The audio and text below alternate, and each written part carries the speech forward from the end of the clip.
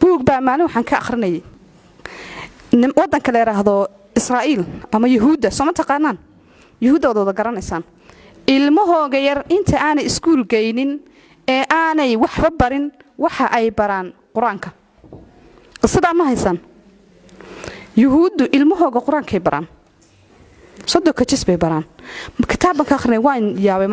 مركا شيخ كتابك قرأ وحو سيد لقي آخر استوى لقي يابي إنها تسويدي سو واي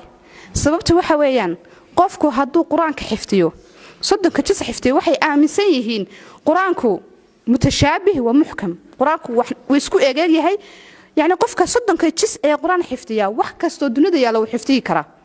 مسكح دي سوينانسا إلهي با مسكح دو وينانيا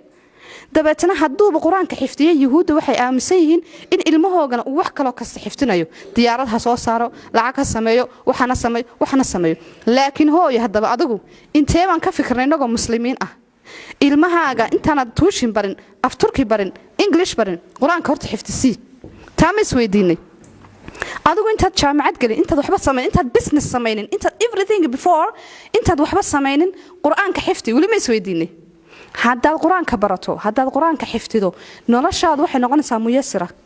نلار فضول بين نقول نسا سيدو كلنا واحد كستين برته يكون فضول هاي هذا بقى عرورتنا إنه تاجلان هاي أما فهم كي هالنقطة أما أخلاق ضد هالنقطة أما محي هذي واحد كستو مشكلة عرضتهم كتير مع ده واحد لقوا حلين كروا قرآنك because قرآنكم حي النبي صلى الله عليه وسلم مركي عايشة لويدي لقوا يري كور النبي أخلاق دي سمحي تري كان خلقه ها القرآن أخلاق دي سوى قرآنك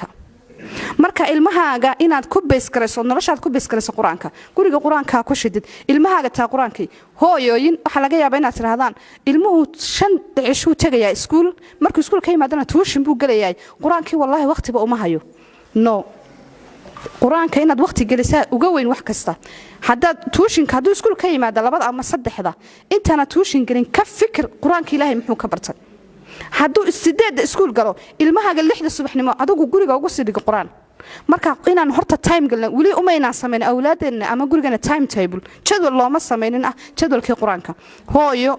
ilaahay kuma weydiinay ilmahaaga markaad qiyaamaha kullukum raaci wa kullukum mas'uul an raaciyatihi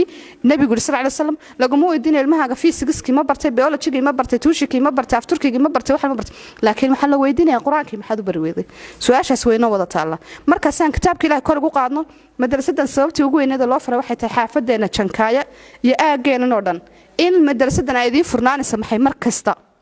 waqti kastood haleelaysan inaad timaadaan hooyooyinka waxaad ku mashquulnaa awlaadii baan iskuulka geynana waxa ma sameeyna awlaad haday 8 iskuulka tagaan 8 ilaa 3 soo iskuulka kuma maqna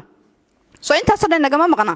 hooyo saacad kasta wadi man kartaa halkan hal saacad iska soo go imo quraanka dhigo iskuulgaaga iska qabo inta awlaadu ka maqantay adigu time gali hadda adigu timaado quraankii barato ilmahaagu uu kugu dayanaya hooyooyinka waxaan leeyahay maxay ahayd intaad ilmahaaga madrasada u dirin ilmahaagu ha arkay inaad adigu madrasadii tagaysid inaad adigu madrasadii jeceshahay isna uu jecnaanaya marka sababtooda waxa weeyaan quraankiina kor loo qaado talabaad ee loo furay halkan waxa weeyaan in ummadeen isku timaado hadii la isku yimaado oo la sheekaysto oo diinta laga sheekaysto oo maxay ahayd wadankii laga sheekaysto waxba ka dhasha imaatinka waxba ka dhasha marka inaan helna xaafadeena markis ay leeyihiin oo culimada inoogu yimaadaan diimka konton dumar oo qaado iyo konton caruur oo lecture loogu sameeyo oo bishiiba hal mar aan lecture ku sameysana maxaa ka wanaagsan waa hadafyada kale loo sameeyay kamid tahay hadafka saddexaad loo sameeyo waxa kamid ah inaan hankeena ku korino hooyo nabi maxamed sallallahu alayhi wasallam soo laabanayo aabo nabi maxamed ma soo laabanayo inaga ayaa ah maxay haday safiiradii nabi maxamed sallallahu alayhi wasallam iyo diintan ku weesiday wadankana ay nimidnay dhaqan buu leeyahay akhlaaq buu leeyahay inagu Soomaali baanay waan hagooganahay muslimiin baanahay waxa inala muslim ah oo diinta inala sita gabar madaxan qaawan shaaris wal xiran oo socota sidaad wada socotaan masaajidka galaysa iskaaf bi qaadanaysa madaxay saarnaysa way tukanaysa adiguna kan adigoo xiran ama xijaabka xiran baad socotaa meel kasta waa tagaysa waxay ku oranaysaa islaam banaadna islaam baad sulubadina islaam moodanihin waxa la inaga rabaa hadaba gabadhaas shalmada iskaafka marka masaajidka tagta xiranaysa ayaa waxa la inooga baahan yahay inagoon dagaalin inagoon dilin diinta inaan u qurxin oo diinta gaarsiino waa sabab halkan loo furay kamid ah ma aha inaan turkiga ku noolahay aqaamadana waa sidana carruurta iskuul bay tageen maxaad gashatay dadkan maxaan dalkan gashanay inaan dhaqan wanaagsan laynooga daydo waa sababihii halkan loo furay in awlaadii dhaqan fiican la geliyo awlaadeena yar waxay tagayaan iskuulada dhigtaan turki bay la dhigtaan Soomaha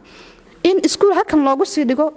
turkida u tagayso sida ay saawla dhaqan muslimiinta saasan nahay inagu muslimiin baa wada nahay sida yaani wanaagii xiriirkii wanaagsanaa maxay islaamnimada si ayagina ay ugu daydaan waa sababta maxay halkan loo furay ilmaha yar markuu iskuulka tago ee tuushin gal uu dawaqaya in maalmaha qaar halkan caruurtii la keeno oo ku faakahaystaan yaani faaksan waxa laga wada ku nafisaan